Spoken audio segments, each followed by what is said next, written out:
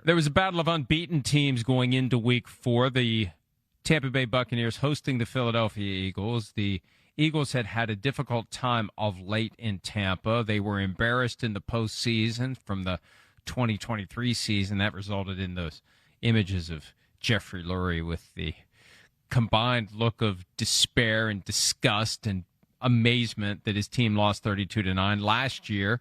Week 4, 52 weeks to the day, the Eagles lost 33-16 to the Buccaneers in Tampa. Yeah. So this was one where the Eagles needed to go in and assert themselves, and they did. They did for the first half. If you could take, I said this last night, if you could take the second half of the Rams game and the first half of the Bucs game and slap it together, they'd score 100 points every game. Yeah, right. They'd be undefeated. Right. But they couldn't do anything the first half, week 3. And last night, the second half, the offense disappeared, and they had just enough points and just enough defense to keep the Bucs from mounting what would have been a comeback as impressive, if not more impressive, than what the Eagles did to the Rams last week. Yeah, right. Especially with the Tampa Bay Buccaneer team not totally healthy and really at full strength. And you're going, wow, could they got a chance to pull this off? The Eagles came out on a mission. I think that's the first thing you talk about. And for Tampa, it's hard to win when you have a punt blocked, you fumble back in your own area, Bucky Irvin, and you throw an interception in the end zone like Baker Mayfield. I don't care who you're playing. That's not the formula for success, right, within all that. But to your point, yeah, Philadelphia is an all-star team. They're an all-star team. That's what's frustrating about watching them. They go through these lulls where you just go, wait, you got the best O-line in football. You got all these receivers. You got the best running back. And what? We can't move the ball or get a first down? In 2025, okay? In 2025, to throw for 0 effing yards in the second half and still win a game is freaking amazing. Like, it speaks to how good they are, but yet it makes me want to pull my hair out. And to what you're talking about is, at least it jumps out to me, they have a hard time adjusting. It takes them a while. The Rams game, the Rams are taking away the run. All right, let's go into halftime. Let's figure out how they're playing. All right, now they come out. Okay, but that was 2 quarters it took them to figure it out. Yesterday, they came out with a plan, special teams that go. You see the first half here by Jalen Hurts, 15-16, 130 yards. He's tearing them up. Tampa was blitzing. They were prepared for that. They were ready. The second half, Tampa doesn't blitz at all, and Philly's like, wait, what?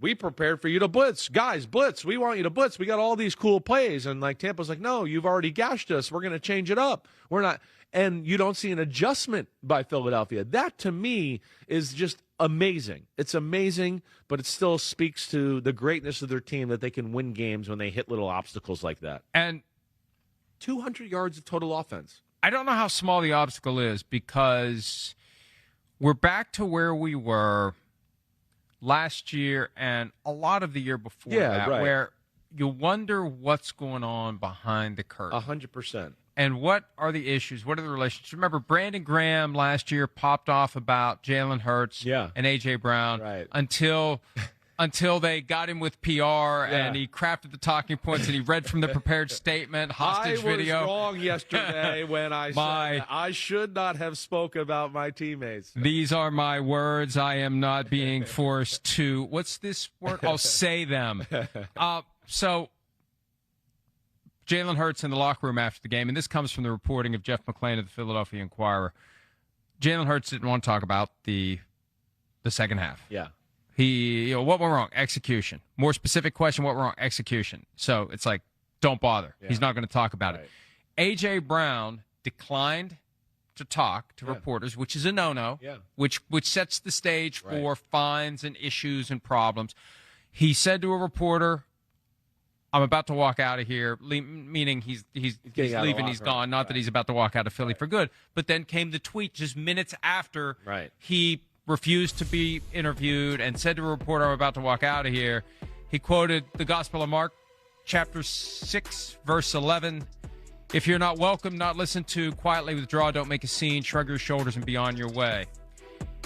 And remember, after it's 1 catch for 8 yards, week 1 against the Cowboys, okay, this is fine, they won. But if this continues, that's when we're going to have a problem. And we saw last week what happens when you just trust the guy and throw the ball. Second half, Kevin Petula took over the play-calling duties in the second half last week against the Rams, and everything unlocked.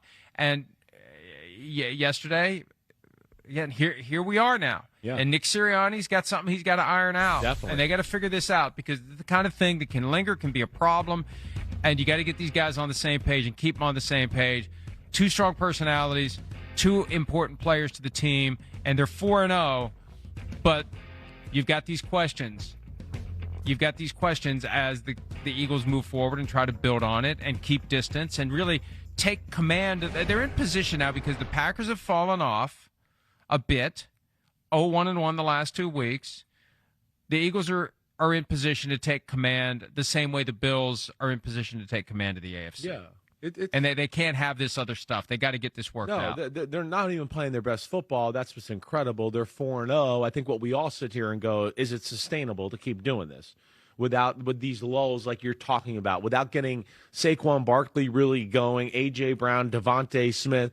See, this is the problem when you have an all-star team and you have all these damn good players is they're good players because they've had the ball on the offensive side of the ball their whole life. They want the ball. They believe in their difference makers. And Philly just does not have the offense or the system to kind of give everybody the ball that way. It's just, again, I say it all the time, their offense has 10, 12 plays to it. That's about it. If I sat down and watched film with you, we'd sit there and I'd go, hey, look at this play, look at this play. We'd get into the second quarter. I'd go, hey, here's this play and this play again. We'd get in the third quarter and I'd go, look, here it is again a few more times for you. So there's not a lot of them as far as being creative in their use of their offense, their formation, their schemes, and all of that. Why do you think that is? Because of the quarterback. Everybody knows that, but everybody's afraid to say it. So I'm here to say it, okay? I've been telling you that's why they tried to trade for quarterbacks at first in Jalen Hurts. Can I just walk out for 5 minutes? Yeah, and you want to get out of here? Yeah, I don't. That's why. I mean, everybody knows that, but everybody has to walk on eggshells around that conversation. That's the problem. So, yeah. Where are the limitations, though, in his game? In your assessment, what is it about his game, his overall skill set that forces the Cowboys to be, or the Eagles to be not nearly as creative? And I think he wants everything just the same way it was the year they went to the Super Bowl and lost to the Chiefs, and he doesn't want anything to change from that. And I don't have to say that. I know that. I've been told by people around that organization. So that's just the way it is. So there's an unwillingness to want to expand the offense by the guy that is running your offense at the quarterback position. So they have to figure out around that and figure out how to work that. And that's an issue. And as talented as they are, yeah, they get away with it, but we all sit here and go, man, it's crazy for you to have those two receivers and that running back, and we can't do anything. We can't even throw for 0 yards against the Buccaneers. I mean, the Buccaneers, but I'm sorry, they're not like, this isn't the Legion of Boom on the other side there. Everybody throws the ball in the Buccaneers. So that's what's crazy, too. So that's got to change. And it's inexcusable, again, in 2025, where you throw for 0 yards in the second half. It's inexcusable to have a guy like A.J. Brown, and you can't find and manufacture some BS ways to throw him the ball to get him going so you don't have these issues. And this is, everybody knows when you have a receiver like A.J. Brown, you have to be conscious of that. You've heard me with Brandon Marshall, right? Anybody of that element where they're just like, we know he's the man, he is the man.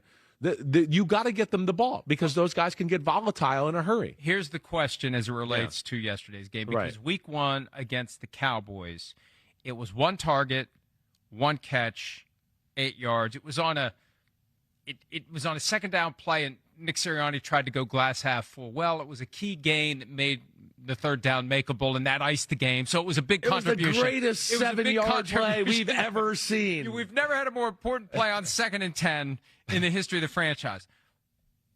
But yesterday, it was 9 targets, 2 catches. Yeah. So something's going on. Yeah. Not in the Jalen isn't looking at AJ. Jalen is looking and throwing, and something's keeping the completion from happening. Sure. So 2 catches, 7 yards is the final number for Brown. And one was a 9-yard gain, so the other one was a 2-yard loss. Right. But there were 7 balls thrown his way that he didn't catch. Yeah. And look, we're watching 8 games at once, but this is one where I'm going to go back and watch that game. Yeah, we'll dive into it a little bit. One play at a time and figure out where that disconnect might have happened, because we know how this movie goes. We've seen it before. A.J. Brown is not happy. And 3 weeks ago, it's just one game. Now 4 games in, he's not happy with where things are. Nick Sirianni's got to get that figured out quickly. Yeah, definitely. And I think to your point, how you talked about it before, you just went, wait, we saw last week, anytime he's one-on-one, he's almost uncoverable that way.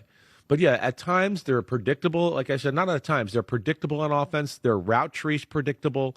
People know what to expect a little bit from them. And the quarterback doesn't always throw the ball on time and in rhythm.